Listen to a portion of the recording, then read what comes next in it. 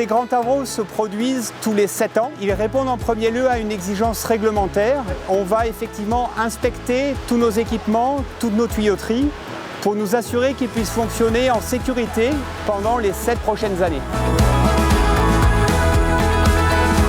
Au-delà de cet objectif, nous voulons aussi réaliser des travaux d'entretien et d'amélioration pour permettre à nos unités de fonctionner, comme je l'ai dit, en sécurité, mais aussi en fiabilité et de manière compétitive. C'est donc un événement majeur pour notre site et c'est le premier sous la bannière North Atlantic. Donc coordinatrice sécurité, c'est manager un peu, vous voyez, tout ce genre de chantier. Ça veut dire qu'on va être présent sur le terrain. On est une équipe avec des personnes qui viennent d'horizons différents, qui viennent de sécurité, mais pas que. Il y a des gens qui viennent du système social, il y a des gens qui viennent du laboratoire, de PAO, de Logistique France, et on peut justement aborder la sécurité avec un œil critique.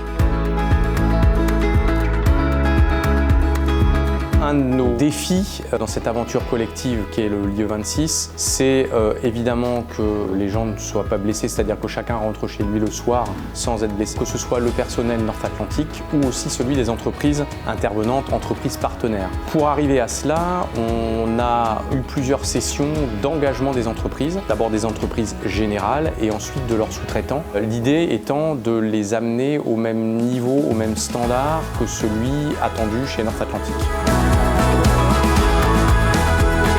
Donc la sécurité, c'est pas l'affaire que de l'Aquardo SHE, c'est l'affaire de l'équipe, c'est-à-dire des superviseurs, des entreprises intervenantes et de l'équipe sécurité, hygiène et environnement.